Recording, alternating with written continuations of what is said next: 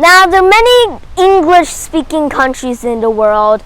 You may live in the United Kingdom, I guess, and Australia. There are just so many places in the world that speaks English. But there's one place that has its own tone of English. And that country is the United States of America. The only empire superpower in the world that's left. In a world from a long time ago with hundreds of empires competing, one survived, and that was the United States of America. And America has a pretty dumb history. I mean, like, how can a bunch of rebels revolting against the British Empire become the largest superpower in the world and the only one in the world so far? To understand this, we must travel to Europe. No, not the American continent. We need to start out with Columbus. No, not Columbus. A bit up, the Norwegian Vikings, who landed in Canada, we think, about in Newfoundland. And when they landed there, they said, okay, we have crossed the whole world, and yeah. So they wrote it down, and they kind of got it wrong, but at least they made it to Canada. And then Christopher Columbus looked at this map, and he was like, okay, cool. And also, just to say something that probably a lot of you don't understand, everybody knew that the world was round at that time, so Christopher Columbus wasn't a daring explorer. He was more of a murderer. So when he arrived in the Americas, he said, let's establish a colony and let's kill natives. So they put the natives into slavery, unlike what some book that I read a long time ago said. That book said that Christopher Columbus was nice with them.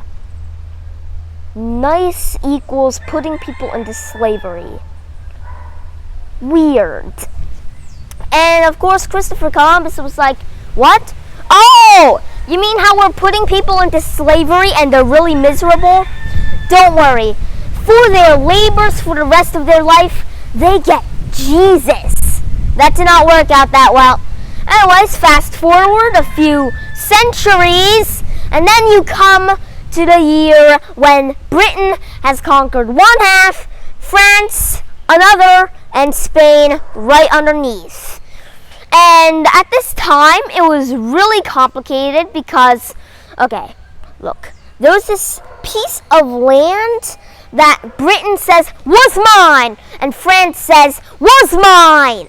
So it was basically occupied by both. But then the French decided to build forts. Britain hated that, and then they sent some guy who's not going to be a revolutionary leader named George Washington. Came out, beat them, started a giant war, which then led to the American Revolution, which I have a whole video on that, link in the end of the video. And then America was born.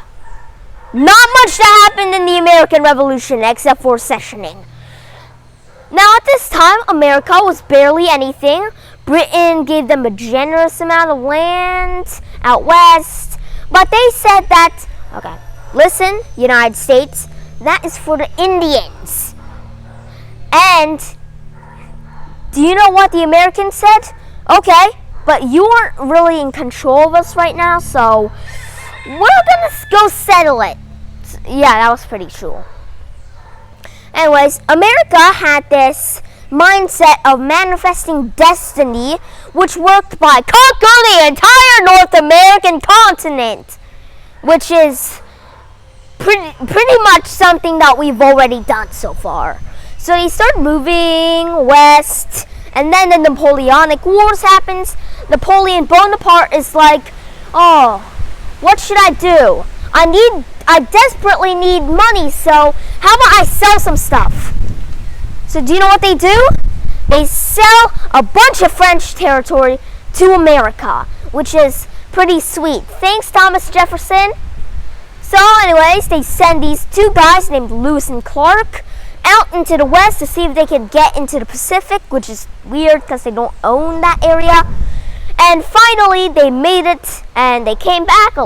Somebody died, and yeah, now they had that territory, but they continue expanding out west, and then they come up with the War of 1812 and all that things. Fun fact, at around this time, the White House just got burned down by the British. Yay! And of course, when they come to Vancouver Island, they make it, okay, straight line all the way. But what about Vancouver Island? Britain was like, we need that for the beaver trade. And America was like, we need it because we are manifestly destined to gain the whole continent.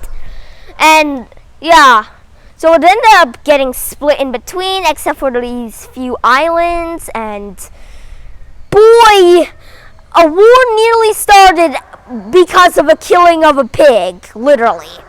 They were able to avoid that, but right after that came the biggest crisis of American history. No, it wasn't the White House burning. That already happened. The American Revolution? No, that was probably like the best thing. Not that. The country split in twain. And everybody was terrified at this, including Mexico, who said, this is not fair. You're not supposed to steal my territory. But yeah. And Mexico was like, okay, at least now I'm right next to a neighbor who hates America. America was split in two, and a certain president who is definitely not a good president, with the name of Abraham Lincoln, came out, ended slavery, although a misconception was that he did it out of the kindness of his heart. Well, he actually started the war not to, free the slaves, but instead to not have the whole country rip apart. The usual stuff that you will not want to happen. And of course, it ends. Lincoln gets shot. Oh no. And everything is peaceful. A slave-owning Southern sympathizer becomes president, which is not that smart if you ask me. And civil rights is here. Everybody is free except for anybody who is not white or pale. And of course, the whole roll call, segregation. Hooray! Now, if you don't know what segregation is, for example, trees. For example, the leaves are one race and the branch is another. They are separated by a small, tiny stem, right? That's probably what the segregationist basically is. For example, what they said was, for example, if you were an Asian like me and you walked up and tried to drink some water, you go to a really nice fountain, you drink it, and you get beaten to death because it says white only. Freedom for all! And of course, a lot of figures came up, like Malcolm X, Martin Luther King Jr., a certain guy who taught his children about what to do when he got shot 5 days before he got shot. And Medgar Evers, he was a pretty important person. It was pretty sad that he died so early. Just history doesn't remember him because he died so early. And at this time, a man named John F. Kennedy was like, how about let's nearly obliterate the entire war. So they get into a tiny conflict, not with guns, but with, a tiny amount of guns. The Bay of Pigs invasion, which did not work that well. The Cuban Missile Crisis, nearly everybody died, yada yada yada. And you might be familiar with right after that, the Soviet Union, also known as communists, launched a man into space. And John F. Kennedy said, we are going to put a man on the moon. Then he died. Then a man went onto the moon. So yeah. Sadly, as you all know, that he never got to see the moon on TV, which I say is pretty sad because he's the guy who made it all happen and work. So let's take 1 second to commemorate the bravery of all the presidents that gotten assassinated by now, except for Garfield and McKinley, who we never even mentioned. Okay! And what happened after that was, after the fall of the Soviet Union, hey look, America also knows a few more things. AKA, it already has made nuclear bombs, so how about hydrogen? How about monster bombs and czar bombs? Actually, we don't use them anymore because they're in Russia, communists. And then they also learned how to make internet. At about this time, Bill Gates started building Microsoft, and YouTube was a thing. You can actually have advertisements for YouTube. All your films will last forever on YouTube. You don't need advertisements anymore, YouTube, because everybody has it. Hold up. How does YouTube even make any money? And of course, America starts getting more ideas, like things that represents them, like blue, red, white, Coke, stuff, superpower. By this time, America is the most powerful superpower in the world when it comes to militaries, which is an impressive feat that not many people has been able to hold so far. I mean, like a long time ago, it used to be Britain, and then they got kicked by a few Americans who were rebels.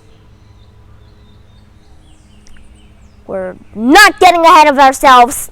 And of course, we come to our 21st century, our beloved 21st century, in this super powerful, superpower, military power, the most powerful power in the world. Nothing can challenge it except maybe NATO itself. Yet America's the head of it.